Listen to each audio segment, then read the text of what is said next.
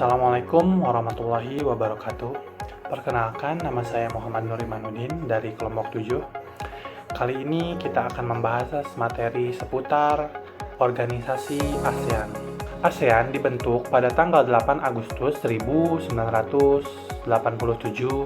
di Bangkok melalui Deklarasi Bangkok. ASEAN ini diprakarsai atau dibentuk oleh 5 negara, yaitu Indonesia, Singapura, Thailand, Vietnam, dan juga Malaysia. 5 negara itu adalah 5 negara yang memprakarsai terbentuknya ASEAN. Dan pada masa itu juga di daerah tersebut tuh, khususnya di Asia Tenggara ini di Asia Tenggara ini terjadi berbanyak konflik seperti perbedaan ideologi dan ekonomi di sekitar wilayah Asia Tenggara ini sedang istilahnya jatuh. Jadi ada total 10 negara yang bergabung dengan ASEAN. Dan 5 diantaranya yang bertambah adalah Brunei, Vietnam, Laos, Myanmar, dan Kamboja. Jadi selanjutnya, saya akan menjelaskan beberapa prinsip-prinsip dalam negara-negara yang bergabung dengan organisasi ASEAN. Prinsip yang pertama ini, negara-negara di ASEAN harus menghormati kedaulatan dan identitas-identitas dari setiap negara-negara di ASEAN. Lalu, yang kedua, negara-negara di ASEAN juga harus menjaga persatuan atau perdamaian di sekitar wilayah. Dan yang ketiga, negara-negara ASEAN juga harus menolak agresi militer atau konflik dan menciptakan perdamaian dengan apapun juga, tidak melalui agresi militer.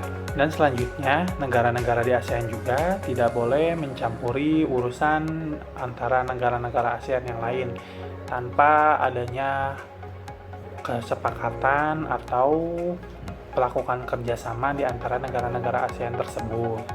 Selanjutnya, negara-negara di ASEAN tuh harus mengikuti atau menjunjung tinggi hak asasi manusia atau hak keadilan bagi setiap negara. Prinsip-prinsip inilah yang menjadi dasar bagi ASEAN untuk selalu bekerja atau bekerja sama dengan harmonis yang tinggi dan solidaritas yang tinggi antar sesama negara di ASEAN. Materi yang akan saya jelaskan yaitu tujuan utama dari organisasi ASEAN. Organisasi ASEAN ini bertujuan untuk memajukan ekonomi atau pertumbuhan di setiap bidang, mau sosial, budaya, dan juga ekonomi. ASEAN juga bertujuan untuk memperkuat perbatasan dan stabilitas regional. Juga ASEAN juga bekerja sama di bidang pertanian, industri, pendidikan. Dan yang terakhir, ASEAN juga tidak hanya bekerja sama di antara negara-negara di Asia Tenggara.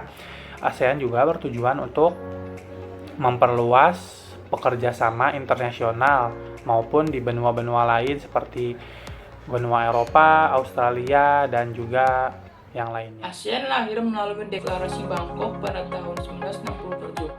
Fokus utama organisasi ini adalah pertumbuhan ekonomi, sosial, budaya, dan menjaga stabilitas kawasan Asia Tenggara. Seiring berjalannya waktu, beberapa negara bergabung setelah pendirian awal. ASEAN juga memiliki bendera dengan simbol rumpun padi yang melambangkan kesatuan dan solidaritas. Warna benderanya pun penuh makna, yaitu perdamaian, semangat, kesucian, dan kemakmuran. Sejak awal, Indonesia sudah memegang peran besar di dalam ASEAN. Indonesia menjadi salah satu pendiri ASEAN. Kemudian Indonesia juga sudah 3 kali menjabat sebagai ketua dan menjadi tuan rumah KTT pertama di Bali. Bahkan, Sekretariat ASEAN berpusat di Jakarta dan Sekjen pertama ASEAN, HR Darsono, berasal dari Indonesia. Pada Orde Baru, Indonesia juga tampil sebagai pemimpin kawasan dengan memperkenalkan doktrin ketahanan nasional, serta aktif menyelenggarakan berbagai pertemuan penting. Indonesia dikenal aktif dalam menjaga stabilitas perdamaian di kawasan Asia Tenggara. Keaktifan tersebut dibuktikan dengan Indonesia menjadi mediator dalam konflik Kamboja Vietnam dan membantu penyelesaian konflik Moro di Filipina.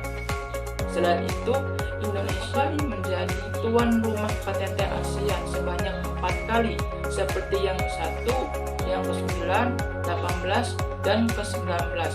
Dari pertemuan KTT itu lahirlah keputusan penting seperti pembentukan ASEAN Community dan kesepakatan kawasan bebas senjata nuklir untuk kawasan Asia Tenggara.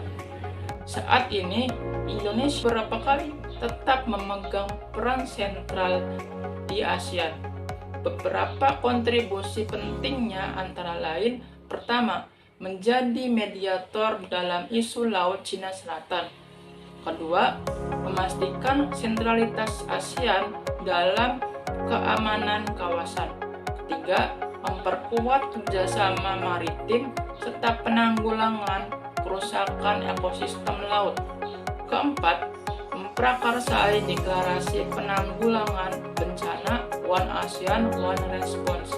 Dan kelima, mengusulkan inisiatif kesejahteraan sosial serta perlindungan kelompok rentan sesuai dengan visi ASEAN 2025.